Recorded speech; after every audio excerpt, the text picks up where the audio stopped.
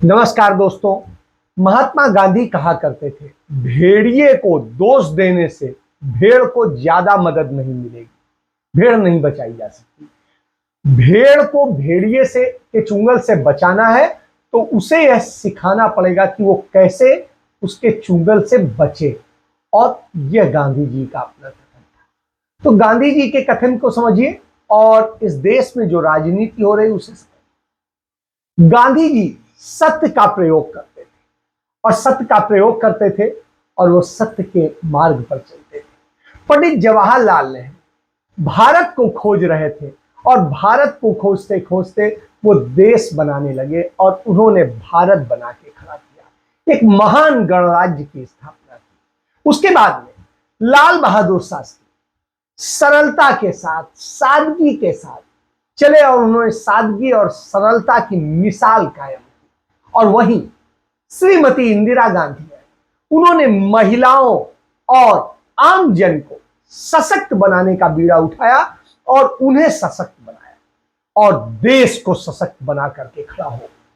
महिला शक्ति और आम जन को सशक्त बना करके उन्होंने तमाम देश जो रोज समस्या बनते थे भारत के लिए, उन्हें चुनौती दी। न चीन की हिम्मत हुई, क्योंकि चीन को भी उन्होंने हरा दिया और पाकिस्तान को दो टुकड़े कर दिए, सिक्किम को छीनकर भारत में मिला लिया और इसके अलावा तमाम बहुत बड़े बड़े काम कर दिए। और इसके बाद में आए राजीव गांधी। राजीव गांधी आए तो उन्होंने युवाओं को सबल बनाया और उनका आगे आने वाला देश युवाओं का देश होगा। युवाओं का सबल होना जरूरी है, क्योंकि युवा सबल होगा तो देश सबल होगा और वही देश को आगे ले जाएगा। उन्होंने उनको बनाया, उनके लिए खेल से लेके तमाम साइंस एंड टेक्नोलॉजी और तमाम विभाग बना करके उन्हें आगे बढ़ाने का काम किया। आईआईटी, आईआईएम और इनको स्ट्रांग किया और उन संस्थाओं को बिल्कुल स्वायत्तता से शिक्षा के हिसाब से काम करने का अवसर दिया। नैरेटिव गढ़े गए, झूठ बोला गया, झूठ के प्रयोग हुए और राजीव गांधी सत्ता से बाहर। कश्मीर में कश्मीरी पंडितों को मार करके वहां से बाहर कर दिया गया, जो 1947 से लेके 1989 तक पंडित जवाहरलाल नेहरू, इंदिरा गांधी, राजीव गांधी किसी ने भी नहीं होने दिया था, वो हो गया।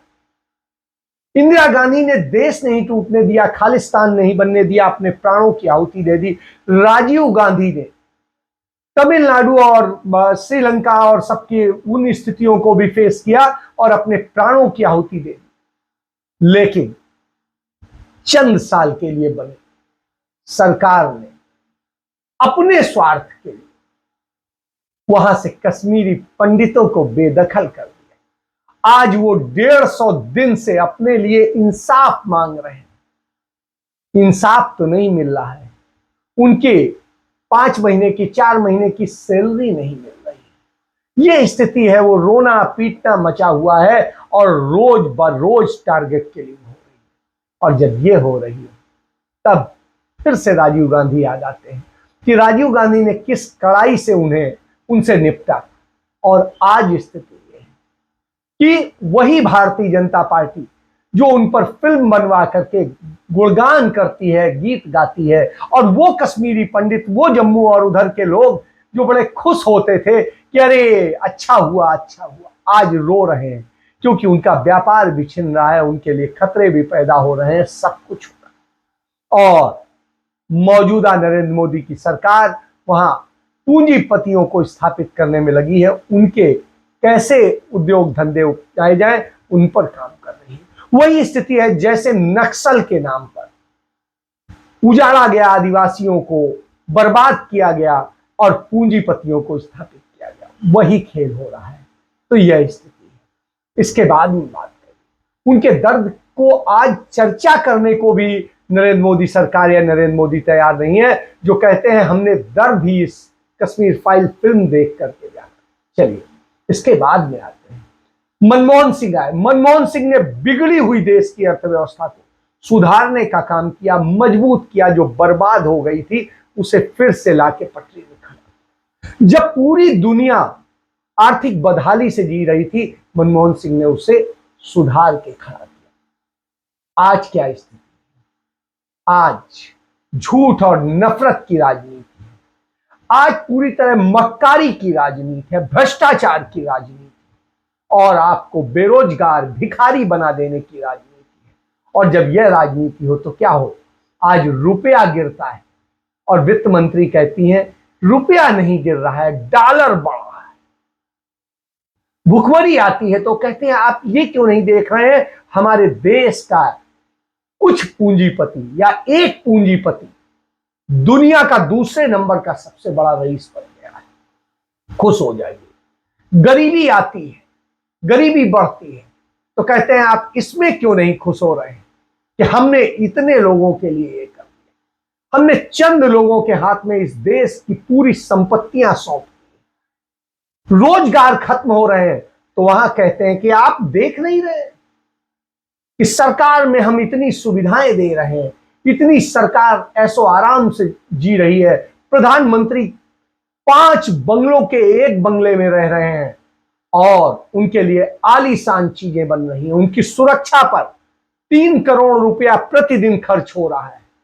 उनके खान पान और दूसरे खर्चों को और सबको मिला करके उन पर टोटल 5 करोड़ रुपया रोज खर्च हो रहा है। और आप रोजगार की बात कर रहे हैं, गरीबी की बात कर रहे हैं, भुखमरी की बात कर रहे हैं, रुपए गिरने की बात कर रहे हैं। लोग परेशान हैं, नफरत के जाल में फंसे तो कहते हैं आप ये नहीं देख रहे हैं, हिंदू जाग रहा है।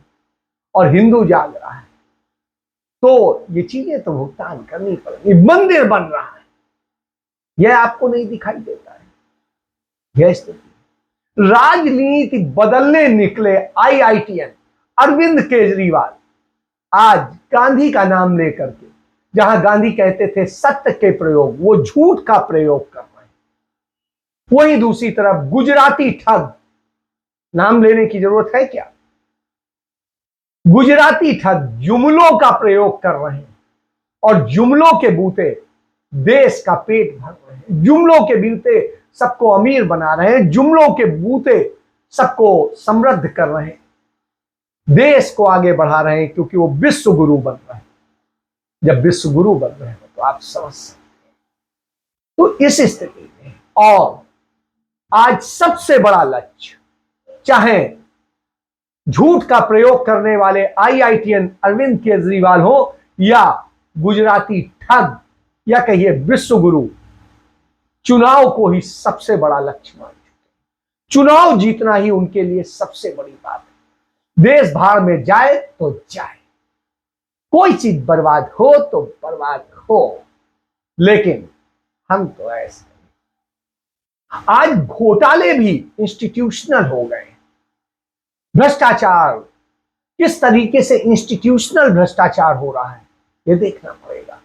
राष्ट्रवादी व्यापारियों और मोदी ने उनके साथ मिलकर किस तरीके से देश को धोखा दिया है, किस तरीके से अरविंद केजरीवाल झूठ के बूते, मक्कारी के बूते पूरी राजनीति खड़ी करते हैं। तो उस स्थिति में आम आदमी कीड़े मकोड़ों जैसा हो जाता है। ईमानदारी सिर्फ खुद की बात करते हैं, बाकी सब मोदी सच्चे, संघ सच्चा, लेकिन पूरी दुनिया झूठी है, मक्कार। और ये मक्कारी का जब खेल चल रहा हो तो आपको सोचना पड़ता है। मक्कार क्या कहते हैं? कहते हैं कि हमारे लोगों को इसलिए पकड़ा जा रहा है क्योंकि हम चुनाव में उनको हराने जा रहे हैं, ये करने जा रहे हैं, हम राजनीति बदलने जा रहे हैं। अपने भ्रष्टाचार को इस तरह छिपाया जाता है। कहते हैं मुझे नहीं चाहिए सुरक्षा, नहीं चाहिए कोई सुविधा, नहीं कुछ चाहिए, मैं तो एक उससे चलूंगा, वैगन आर से चलूंगा, एक फ्लैट में रहूंगा, इसमें करूंगा, और करोड़ों रुपया सिर्फ रेनोवेशन में लगा देते हैं, इसके सरकारी बंगले, और 2 बंगलों का एक बंगला बना देते हैं। क्योंकि प्रधानमंत्री 5 बंगलों को तोड़वा के एक बंगला बनवाते हैं, तो दिल्ली के मुख्यमंत्री 2 बंगलों को तोड़वा के एक बंगला बनवा देते हैं। साहब ये सुरक्षा के नाम पे जो कहते हैं हमें सुरक्षा नहीं चाहिए, गाड़ी नहीं चाहिए, कुछ नहीं चाहिए, वो अपने राज्य से तो गाड़ी लेते ही हैं करोड़ों की, केंद्र सरकार से वो जेट प्लस सुरक्षा लेते ही हैं, दूसरे राज्य में, पंजाब में जहां उनकी सुरक्षा है, जहां उनकी सरकार है, वहां से भी वो जेट प्लस सिक्योरिटी लेते हैं, वहां से भी करोड़ों रुपए की वो गाड़ी लेते हैं और तमाम सुविधाएं लेते हैं। अपने तमाम लोगों को बैकडोर से एंट्री दे करके अपॉइंट कराते हैं, काम वो करते हैं पार्टी का और वेतन मिलता है सरकार से। और प्रचार में दोनों बराबर। नरेंद्र मोदी सबसे ज्यादा खर्च करते हैं क्योंकि वो देश के प्रधानमंत्री हैं, तो सबसे छोटे प्रांत के मुख्यमंत्री, जो प्रांत भी नहीं है, म्युनिसिपल स्टेट, उस दिल्ली के मुख्यमंत्री अरविंद केजरीवाल, और कर्ज में डूबे पंजाब के मुख्यमंत्री भगवंत मान, वो उनके लिए करोड़ों अरबों रुपया सिर्फ प्रचार में खर्च कर देते हैं। अभी पंजाब में सरकार बने 7 महीने हुए हैं और 7 महीने में 70 करोड़ का विज्ञापन दे दिया गया। तो आप समझ सकते हैं कि 70 करोड़ का विज्ञापन, कर्ज में डूबा है पंजाब। 5-5 महीने से सैलरी लोगों को नहीं मिल पा रही, लेकिन ये हो रहा है। तो आप समझ, तो क्यों विज्ञापन के ही मुद्दे चलता है। एक घटना का जिक्र करूंगा। चंचल दादा है हमारे बीएचयू में, उन्होंने बताई, उस घटना का जिक्र किया था, वही मैं आपको बताता हूं। प्रधानमंत्री पंडित जवाहरलाल नेहरू थे। महात्मा गांधी कलकत्ता में बिजी थे क्योंकि वहां पर तमाम दंगे फसाद दूसरी चीजें हुई थी, उसे वो शांत करा रहे थे, वहां के लोगों पर मरहम लगा रहे थे। तभी दिल्ली में एक दंगा हुआ। पंडित नेहरू उससे निपट रहे थे, लेकिन उन्हें लगा कि गांधी का आना जरूरी है और इसलिए उन्होंने महात्मा गांधी को दिल्ली बुलाया कलकत्ता से।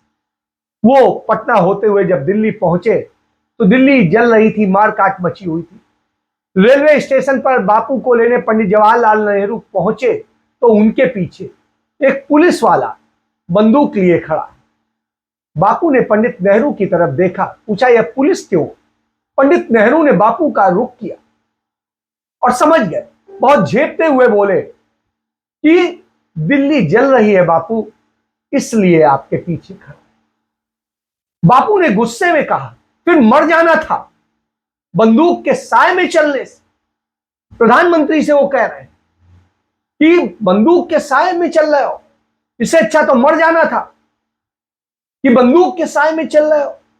पंडित नेहरू ने पुलिस को तत्काल वहां से हटाया और खुद बापू को गाड़ी में बैठाया और खुद गाड़ी चलाते हुए बिरला भवन ले गए। वहां पर बापू के रुकने की व्यवस्था है। पंडित नेहरू पूरी जिंदगी आजीवन बेखौफ बगैर सुरक्षा कवच के चलते, आज तक देश में सबसे ज्यादा वक्त तक वो प्रधानमंत्री रहे। उन पे कई हमले भी हुए, ये नहीं है कि हमले नहीं हुए। 3 हमले बड़े हमले थे, बावजूद इसके पंडित नेहरू ने अपनी सुरक्षा, वो खुद गाड़ी कई बार चलाते थे, कई बार ड्राइवर चलाता था, लेकिन और अधिकतर वो अपनी गाड़ी से चलते थे, पूरे देश का सफर करते थे, कभी कभी वो ट्रेन का सफर करते थे, रेयर एंड रेयरेस्ट वो प्लेन का सफर करते थे जब बेहद जरूरी हो। तो आप इससे समझ सकते, अपने लिए सुविधाएं नहीं, वो प्रधानमंत्री कार्यालय और घर का खर्च खुद चलाते थे, किसी से लेते नहीं थे। सैलरी के नाम पे 1 रुपया लेते थे, सिंबॉलिक सैलरी। तो आप इससे समझ सकते। आप सोचिए अगला प्रधानमंत्री कौन हुआ? वो भी एक आजाद परिंदा था। कौन? हमारे लाल बहादुर शास्त्री। बहुत ज्यादा वक्त नहीं रहे, 1.5 साल में उनका निधन। लेकिन उन्होंने भी, पंडित नेहरू तो एक चलिए बड़े घर के थे और पंडित नेहरू ने ही उन्हें एक पाल पोस के एक प्रकार से बड़ा किया था, पढ़ने लिखने से लेकर के उनको अपने पीए रख के नौकरी दे करके और किस तरीके से उनको खड़ा किया था। तो निश्चित रूप से वो बेचारे, लेकिन उन्होंने बेचारगी नहीं की, सदैव काम करके उसकी मेहनत का पैसा। कि वो रेल मंत्री थे तो उनके घर वालों को भी नहीं पता था कि वो उनका बेटा रेल मंत्री। तो आप समझ सकते हैं। तो ये स्थिति। श्रीमती इंदिरा गांधी पूरा जीवन खतरों से खेलती रही, अमेरिका से लेके सबसे लड़ती रही, खालिस्तान से लेके सारे उनसे लड़ती रही, सारे आतंकवादियों से लड़ती रही और सब कुछ। गुप्तचर एजेंसियां लगातार उन्हें आगाह करती थी। मेरे मित्र उनके अंतिम दिनों में चीफ सिक्योरिटी ऑफिसर थे मिस्टर दिनेश भट्ट, वो बताते हैं कि उनको हमने रिपोर्ट दिखाई कि इन्हें हटा दीजिए, ये सिख जवान जो आपके उसमें लगे हैं इनको हम हटा रहे हैं क्योंकि ये आपके लिए खतरा है। लेकिन श्रीमती गांधी ने कहा नहीं, यदि हमने सिख होने के कारण इन्हें हटाया तो इसका मतलब है कि हमने पंजाब को अलग कर दिया अपने से। मेरी जिंदगी जाती है तो चली जाए, लेकिन देश नहीं बचना चाहिए, देश नहीं टूटना चाहिए। वो इंदिरा गांधी। राजीव गांधी को जिन लोगों ने देखा होगा, चूंकि मेरे पिताजी उन दिनों अमेठी में ही थे तो इसलिए मुझे पता है, राजीव गांधी कई बार चलते थे और एकदम से बहुत तेज गाड़ी चलाते थे और स्थिति ये होती थी वो अपनी जीप खुद चलाते थे और एकदम से आगे निकल जाते थे। और कई बार जब सुरक्षा वाले उन्हें घेरते थे तो रोक करके सुरक्षा अधिकारियों की गाड़ी की चाबी लेकर के फेंक देते थे और उसके बाद निकल लेते थे, अकेले पहुंच जाते थे, कहीं कभी किसी गांव में, कभी कहीं किसी जगह, कहीं। आज उनका बेटा चल रहा है बेखौफ होकर, उसने 4 राज्य नाप दिए पैदल पैदल, कन्याकुमारी से आंध्र प्रदेश पहुंच चुका है, यानी तमिलनाडु, केरल, कर्नाटक और अब आंध्र प्रदेश। तो आप समझिए आज वो आंध्र प्रदेश पहुंचा तो उसका एक महान स्वागत हुआ, महान बात हुई। और जब ये होता है तब याद आता है कि किस वो सबसे मिलते हैं, सबसे प्यार से बात करते हैं, अपनी बातें शेयर करते हैं। जब शाम को सब थक जाते हैं, बैठते हैं, लेटते हैं, तो उन्हीं के पास जाकर के बैठ जाते हैं, उनके साथ चर्चा करते हैं, बहुत निजी चर्चा भी करते हैं और सब कुछ। ये राहुल गांधी, राजीव गांधी के बेटे, इंदिरा गांधी के पोते और पंडित जवाहरलाल नेहरू। तो ये है गांधी नेहरू परिवार। इसके बाद एक और आ जाइए, एक है केजरीवाल। कि केजरीवाल जो दिल्ली की सल्तनत संभाल रहा है, और दिल्ली की सल्तनत जो संभाल रहा है वो क्या स्थिति है, इतना शातिर राजनीतिज्ञ है जो चुनाव जीतने के लिए किसी भी हद तक जा सकता है। बताता तो है कि मैं उस खड़गपुर आईआईटी से, बेस्ट आईआईटी से पढ़ा जिसमें 70 रुपए महीना फीस पड़ती, 70 रुपए महीना। तो आप सोचिए 70 रुपए फीस देकर के पढ़ने वाला केजरीवाल और सारी सुविधा सरकारी लेकर के पढ़ के निकला, आईआरएस ऑफिसर बना, एक जगह पाई, और उसके बाद आज वो नेहरू गांधी को गाली देता है, उन्हें अपमानित करता है और झूठ के प्रयोग करता है। तो यह उसने क्या कहा था आपको याद है कि मेरा जन्म उस दिन हुआ था, मैं तो कृष्ण हूं, कृष्ण का अवतार हूं, क्योंकि मैं तो कंस का वध करने आया हूं, मेरा जन्म जन्माष्टमी के दिन हुआ था। तो साहब जन्माष्टमी के दिन यानी 67,385 बच्चे उस दिन पैदा हुए। तो 67,385 बच्चे जिस दिन पैदा हुए तो वो सब कृष्ण थे। तो इतने ज्यादा कृष्ण हो गए हैं अब देश में और कि कुछ कहना नहीं। तो भारत के अंदर इतने कृष्ण पैदा हुए उस दिन, आप समझ सकते हैं। तो सब कंस का वध कर रहे। तो यह स्थिति है। तो चुनाव जीतने के लिए वो किस स्तर तक जा सकता है, तो इससे आप समझ सकते हैं। केजरीवाल को एक शिक्षित व्यक्ति समझा जाता है, काबिल समझा जा रहा था, एक राजनीति बदलने वाला समझा जा रहा था जैसा, लेकिन गलतफहमी दूर हो गई। धार्मिक उन्माद से लेके हर कार्य में वो लगा हुआ है और झूठ पर झूठ बोलता है। आप याद कर लीजिए जब पहली बार सीएम ने कहा कोई न गाड़ी लूंगा, न बंगला लूंगा, न सुविधा लूंगा, न कुछ लूंगा, और किया क्या, बिल्कुल उलट। आज सारी सुविधाएं, सारी वो, और डबल डबल, जैसा मैं पहले बता ही चुका हूं। तो ये हालत। और रही भ्रष्टाचार की बात करिए, तो भ्रष्टाचार की बात कर लीजिए। शराब घोटाला सबसे किसी से छिपा नहीं है। तो इतना बड़ा दिल्ली में शराब घोटाला हो गया। फिर इसके बाद फ्री पावर स्कीम का घोटाला है, जो लोगों को मुफ्त बिजली देने के नाम पर जो घोटाला किया गया, उस स्कीम का घोटाला है। उसके बाद में घोटालों की पूरी लिस्ट है, शराब का बता ही चुका हूं। डीटीसी बसों की खरीद में घोटाला किया गया। उसके बाद में दिल्ली में शिक्षा घोटाला किया गया। और स्थिति यह है कि बच्चों के टॉयलेट को कागजों में क्लासरूम दिखाया जा रहा है, बताया जा रहा है। तो इस तरह से किया गया। क्लासरूम का पेमेंट 7,000 से अधिक उनका ठेकेदार को किया गया और उन्होंने स्कूल बनाए 4.5, वो सॉरी स्कूल तो एक भी नहीं बनाए, कमरे बनाए 4,500। तो आप समझिए 7,2500 का पेमेंट और 4,500 कमरे बने। पैसा किसके पास चला गया आप सोचिए। इसके बाद इसी तरीके से लगातार जो है तमाम घोटालों में जो घिरी सरकार हो वो किस तरीके से करती है और यह चिंताजनक स्थिति होती है।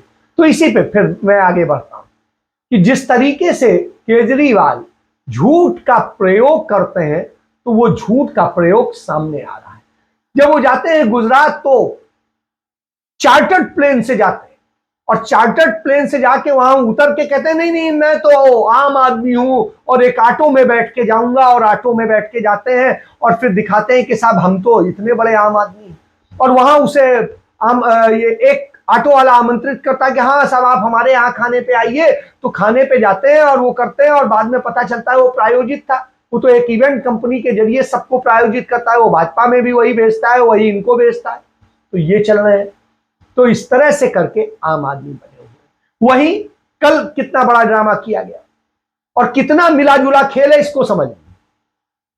कांग्रेस पार्टी ने 6 महीने पहले इस बात की शिकायत दी कि साहब दिल्ली में शराब घोटाला किया गया है और इस पे एफआईआर दर्ज हो। दिल्ली पुलिस ने या सरकार ने किसी ने कोई कार्रवाई नहीं की, ठंडे बस्ते में डाल दिया। जब स्थितियां वो हुई, गुजरात में लड़वाना था कि जिससे कि कांग्रेस का और दूसरे वोट विपक्षी वोट काटे जा सके, तो साहब उनको विपक्ष में खड़ा करने के लिए एक हुआ कि एफआईआर दर्ज होगी और उसके बाद में 15-20 दिन बाद में एफआईआर दर्ज होती है। तो जब 15-20 दिन आपको जो टाइम दे दिया कि आप जो भी सबूत है नष्ट कर लीजिए, उसके बाद में जब एफआईआर दर्ज होता है तो ये होगा छापा पड़ेगा और करीब 20 दिन बाद फिर छापा पड़ता है। तो साहब तब तक आदमी सबूत रखे रहेगा शायद, तो उसके बाद ये स्थिति सबूत नष्ट करने का टाइम दे दिया, हटाने का टाइम दे दिया। उसके बाद ये हुआ कि जो शराब मंत्री हैं मनीष सिसोदिया, वो इसकी उनके खातों की जांच होगी, उसकी जांच होगी, इसकी जांच होगी, उनका लॉकर चेक किया जाएगा। तो साहब उसके बाद में लॉकर चेक किया गया 15 दिन बाद, साहब क्या लॉकर में वो रखा रह जाएगा। इसके बाद आइए आप, इसी तरीके से रोज ब रोज होता है। कल उन्हें बुलाया गया पूछताछ के लिए बुलाया गया। केजरीवाल ने कहा अरे मनीष को गिरफ्तार कर लिया गया है, मनीष को गिरफ्तार कर लिया गया, अब वो तभी छूटेंगे जब दिल्ली में हमारी सरकार बनेगी तो वो तुरंत छूट जाएंगे। सॉरी, गुजरात में सरकार बनेगी तो हमारे वो मनीष सिसोदिया छूट जाएंगे। अब आप समझिए 9 घंटे बाद मनीष वापस आ जाते हैं और क्या कहते हैं, झूठ का प्रयोग। कहते हैं सीबीआई मुझे कह रही थी तुम मुख्यमंत्री बन जाओ, हम तुम्हें मुख्यमंत्री बना देंगे, भाजपा के साथ मिल जाओ और ये करो और ये है सारी चीज। सीबीआई ने खंडन किया। तो साहब ये स्थिति, यदि आप कार्रवाई को समझे, सीबीआई जांच करती है, जांच करने के बाद में जो भी कार्रवाई करनी होती करती है और जो सबूत आते हैं उसके आधार पर कोर्ट में चार्जशीट करती है। ये तरीका होता है। आप झूठ बोलते हैं। दूसरा, आप कहते थे कि जब भी कभी हमारे किसी पर आरोप लगेगा हम तुरंत जेल भेज देंगे, ये करेंगे, हम उसको इस्तीफा ले लेंगे, सब कुछ करेंगे। और स्थिति है कि आपका एक मंत्री 5 महीने से जेल में पड़ा हुआ है और आप उसको मंत्रिमंडल से नहीं बर्खास्त कर रहे। इससे ज्यादा और बुरी स्थिति क्या हो। आरोपी ही नहीं, जिसके खिलाफ जिसका सुप्रीम कोर्ट ने खारिज कर दी हो बेल, आप समझ सकते हैं। तो ये स्थिति है। तो ये भारत बदल रहा है, ये बदली हुई राजनीति। तो जब भारत बदल रहा है तो आईआईटी, आईआईएम और इनसे पढ़े लोग, जो एक काबिल लोग निकलते थे, वो काबिलियत देश को बनाने में लगाते थे, आज वो देश को बर्बाद करने में लगा रहे हैं। और यही वजह है कि उसके नियम कानून सब कुछ बदले जा रहे हैं, सिलेबस बदला जा रहा है, जिससे कुछ एक खेल ऐसा ही चलता रहे कि कैसे ऐसी ही सरकारें रहें जो झूठ का प्रयोग करती हैं।